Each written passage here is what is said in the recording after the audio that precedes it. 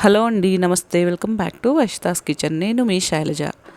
ఈరోజు మనం ఎంతో ఫాస్ట్గా ఇన్స్టెంట్గా బ్రేక్ఫాస్ట్ని ప్రిపేర్ చేసుకుందామండి. ఇంట్లో మనకి పిండులు ఏమీ రెడీగా లేనప్పుడు ఇంటికి ఎవరైనా గెస్ట్లు వస్తే ఇలా ఫాస్ట్గా ప్రిపేర్ చేసి ఇవ్వచ్చండి.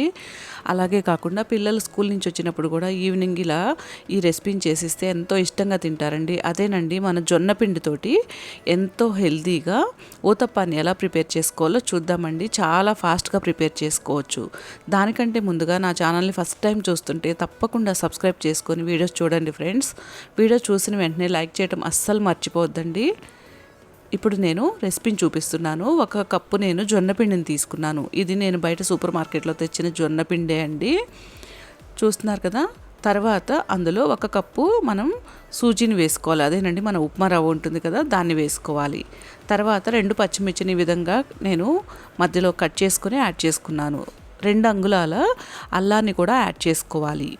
అదేవిధంగా 1 కప్పు పెరుగును కూడా యాడ్ చేసుకోవాలి. తర్వాత 1 కప్పు వాటర్ని కూడా యాడ్ చేసుకోవాలి.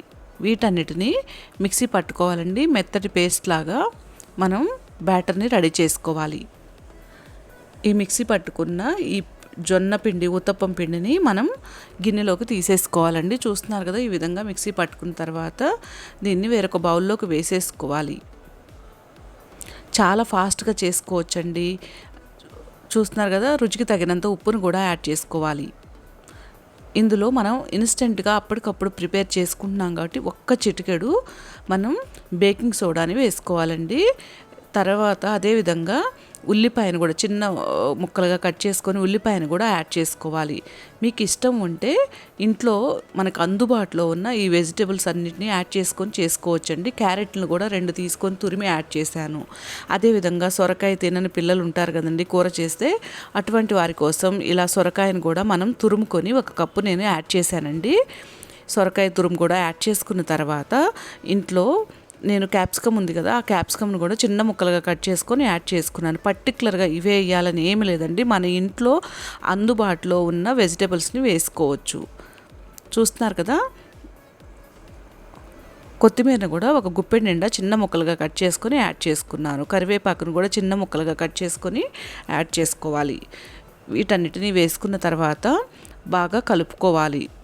మీకు అందుబాటులో బీట్రూట్ ఉన్నా కూడా దాన్ని కూడా తురిమి యాడ్ చేసుకోవచ్చండి. చూస్తున్నారు కదా, ఇవన్నీ కలిసేలాగా పిండిలో కలిసేలాగా బాగా కలుపుకోవాలి. మనం క్యాబేజీని కూడా చిన్న ముక్కలుగా కట్ చేసుకొని యాడ్ చేసుకోవచ్చండి.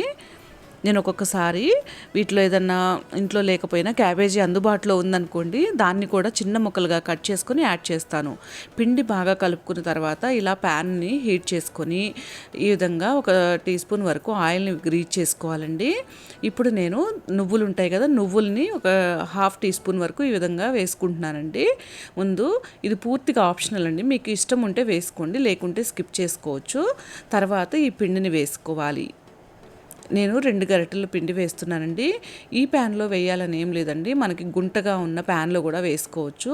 పిండి వేసుకున్న తర్వాత పైనుంచి కూడా నేను ఒకసారి ఈ నువ్వుల్ని ఈ విధంగా స్ప్రింకిల్ చేసుకుంటున్నానండి. ఇవి రోస్ట్ అవుతాయి. ఊతప్పం మనం ఉడికే లోపల మనకి ఈ నువ్వులు కూడా బాగా రోస్ట్ అయ్యి చాలా టేస్టీగా ఉంటాయండి. ఇవన్నీ హెల్దీ ఐటమ్సే కదా మనం వేసుకున్నాము ఈ పిండిలోకి.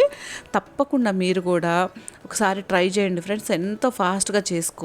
ఇది 2 వైపులా మనం టర్న్ చేసుకుంటూ కాల్చుకోవాలి. సిమ్లో పెట్టుకొని మాత్రమే ఒక 10 నిమిషాల పాటు మెల్లగా నిదానంగా మనం దీన్ని కాల్చుకున్నామంటే లోపల ఉన్న వెజిటేబుల్స్ అన్నీ సాఫ్ట్గా కుక్ అయిపోతాయండి. అదే హైలో పెట్టామనుకోండి, లోపలంతా పచ్చి పచ్చిగా ఉంటుంది, పిండి పిండిగా.